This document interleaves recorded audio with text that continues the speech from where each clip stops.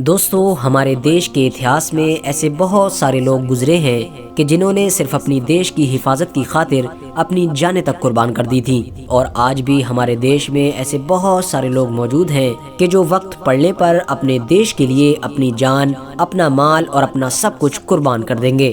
اور آج کی اس ویڈیو میں بھی ہم آپ کو ایک ایسی ہی دلچسپ کہانی بتانے والے ہیں کہ جسے سن کر آپ میں سے زیادہ تر لوگ حیران ہو جائیں گے۔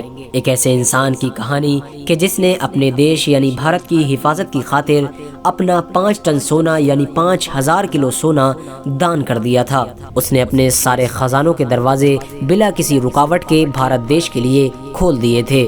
دوستو، بھارت دیش کو 5 ٹن سونا دان کرنے والا یہ انسان آخر کون تھا، اور آخر اس نے اپنا اتنا زیادہ خزانہ بھارت دیش پر کیوں قربان کر دیا تھا؟ یہی ساری چیزیں آج کی اس ویڈیو میں ہم جاننے والے ہیں۔ ساتھ ہی ساتھ ہم آپ کو یہ بھی بتائیں گے کہ اگر وہ انسان اپنا 5 ٹن سونا بھارت دیش کے لیے دان نہیں کرتا تو آخر بھارت دیش کس بڑی مصیبت میں پھنس سکتا تھا۔ ویڈیو شروع کرنے سے پہلے بس میری آپ سے چھوٹی سی گزارش ہے کہ نئے آنے والے دوست چینل کو سبسکرائب کر کے ساتھ ہی میں بیل آئیکن کو بھی پریس کر دیں، اور ہماری حوصلہ افزائی کے لیے ہمیشہ کی طرح ہماری اس ویڈیو کو بھی لائک کر دیں تاکہ اسی طرح کی نالجیبل اور ہسٹوریکل ویڈیوز کا یہ سلسلہ ہم جاری رکھ سکیں۔ دوستو، یہ کہانی ہے حیدرآباد ریاست کے آخری نظام یعنی میر عثمان علی کی۔ میر عثمان علی اپنے دور میں دنیا کے سب سے امیر لوگوں میں گنے جاتے تھے۔ ان کی امیری کا اندازہ آپ صرف اس بات سے لگا سکتے ہیں کہ وہ 438 کروڑ کی قیمت کے ایک ہیرے کو پیپر ویٹ کے طور پر استعمال کیا کرتے تھے۔ اس وقت ان کی کل سمپتی امریکہ کی پوری ارتھ ویوستھا کے 2% تھی۔ آج کے دور میں بھلے ہی ہمارے دیش بھارت کے سب سے امیر انسان امبانی ہوں، لیکن بھارت کے پورے اتہاس میں سب سے امیر ہونے کا ریکارڈ آج بھی حیدرآباد کے نظام میر عثمان علی کے پاس ہے۔ میر عثمان علی اپنے خزانوں سے امبانی جیسے دولت مند لوگوں کو بڑی آسانی کے ساتھ خرید سکتے تھے۔ شاید ان کی امیری کی ہی وجہ تھی کہ 1937 میں ان کے فوٹو کو ٹائم میگزین نے اپنے کور پیج پر لگایا تھا۔ دوستو، اتنا ہی نہیں، میر عثمان علی کی حیدرآباد میں اپنی خود کی بینک بھی موجود ہوا کرتی تھی۔ حیدرآباد میں موجود ان کے شاہی محل کے اندر 6000 سے بھی زیادہ لوگ کام کیا کرتے تھے، لیکن میر عثمان علی جتنے امیر تھے اس سے کہیں زیادہ وہ ایک رحم دل، سخی اور سادہ مزاج انسان تھے۔ نظام کی سادہ مزاجی یعنی سادگی کا تو یہ حال تھا کہ اتنی دولت ہونے کے باوجود بھی میر عثمان علی نے اپنی پوری زندگی صرف ایک ٹوپی اور ایک کمبل میں گزار دی تھی۔ وہ اتنے امیر ہونے کے باوجود بھی کبھی بھی سونے چاندی کے برتنوں میں کھانا نہیں کھایا کرتے تھے۔ ان کے لیے الگ ایک ٹین کی پلیٹ بنائی گئی تھی اور پوری زندگی وہ اسی ٹین کی پلیٹ کا استعمال کرتے رہے تھے۔ وہیں اگر بات کی جائے دان کی تو انہوں نے اپنی پوری زندگی ضرورت مند لوگوں کی مدد کرنے میں ہی گزار دی تھی۔ انہوں نے اپنی زندگی میں اتنا زیادہ دان دیا تھا کہ ان سے پہلے پوری انڈین ہسٹری میں اتنا زیادہ دان کسی بھی انسان نے نہیں دیا تھا۔ میر عثمان علی کی سب سے خاص بات یہ تھی کہ وہ ایک مسلمان تھے، لیکن اس کے باوجود بھی انہوں نے کبھی بھی دان دیتے وقت دھرم کے معاملے میں بھید بھاؤ نہیں کیا۔ انہوں نے جہاں ایک طرف علی گڑھ مسلم یونیورسٹی کو 5 لاکھ روپے ڈونیٹ کیے تو وہیں دوسری طرف ہندو وشو ودیالیہ کو بھی 10 لاکھ روپے ڈونیٹ کیے تھے۔ حیدرآباد میں موجود عثمانیہ یونیورسٹی جو آج دیش کی ٹاپ یونیورسٹیز میں گنی جاتی ہے، وہ بھی حیدرآباد کے نظام یعنی میر عثمان علی کی دین ہے۔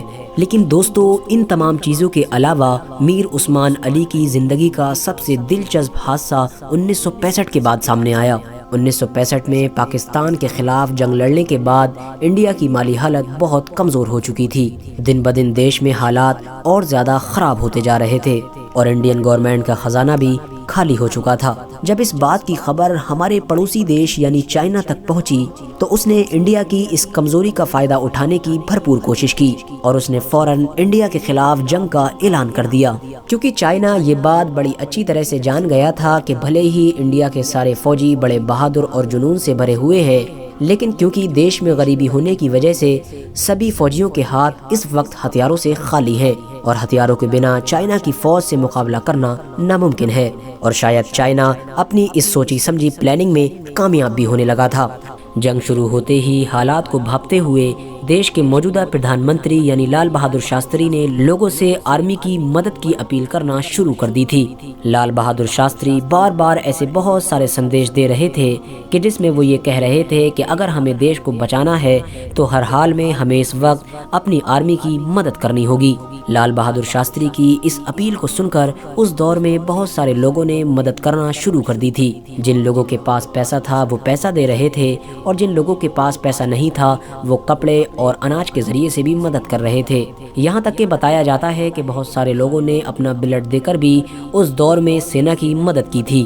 لیکن چائنا کے خلاف ہماری آرمی کو ہتھیار خریدنے کے لیے جس مال کی ضرورت تھی اس کے مقابلے میں لوگوں کی طرف سے کی گئی یہ مدد 10% بھی نہیں تھی۔ یہ حالات دیکھ کر دیش کے پردھان منتری یعنی لال بہادر شاستری کے اوپر بھی پریشر بڑھتا جا رہا تھا۔ آخرکار لال بہادر شاستری نے بڑے لمبے سوچ وچار کے بعد ایک بڑا فیصلہ لیا۔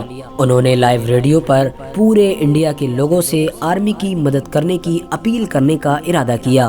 جب لال بہادر شاستری نے ریڈیو پر پورے انڈیا کے لوگوں سے آرمی کی مدد کرنے کی اپیل کی تو لال بہادر شاستری کی اس اپیل کو حیدرآباد میں بیٹھے نظام میر عثمان علی بھی سن رہے تھے۔ انہوں نے یہ اپیل سن کر فوراً انڈین آرمی کی مدد کرنے کا فیصلہ کر لیا تھا۔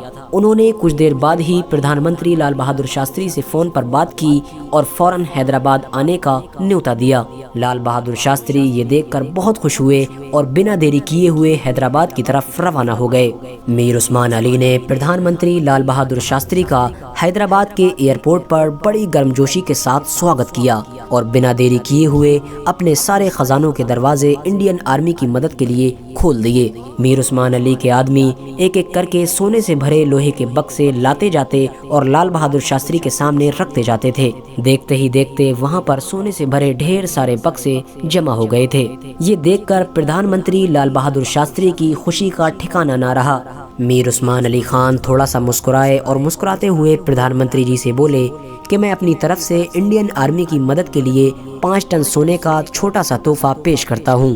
اور اس طرح سے میر عثمان علی خان کے دیے ہوئے خزانے کے ذریعے سے چائنا کے خلاف لڑی گئی جنگ میں ہماری انڈین آرمی کے ہتھیاروں کی پورتی کی گئی تھی۔ لیکن شاید حیدرآباد کے نظام یعنی میر عثمان علی خان کے لیے اتنی بڑی دولت دان کرنا بھی ایک عام بات تھی، اور یہی وجہ تھی کہ 5 ٹن سونا دان کرنے کے بعد بھی انہوں نے اپنی باقی بچی ہوئی پوری زندگی اسی حیدرآباد کے محل میں سادگی کے ساتھ گزاری تھی۔ لیکن دوستو، شاید آپ کو جان کر یہ حیرانی ہوگی کہ میر عثمان علی خان نے 5 ٹن سونا دان کرنے کے کچھ دن بعد لال بہادر شاستری کو فون کیا تھا اور فون کر کے اپنے وہ سارے لوہے کے بکسے واپس مانگے تھے کہ جن بکسوں میں بھر کر سونا لے جایا گیا تھا، کیونکہ میر عثمان علی خان کا یہ ماننا تھا کہ جن بکسوں میں بھر کر انہوں نے سونا دیا ہے وہ سارے بکسے ان کے پوروجوں کے ہیں اور وہ نہیں چاہتے کہ ان کے پوروجوں کے یہ بکسے ان سے دور کیے جائیں۔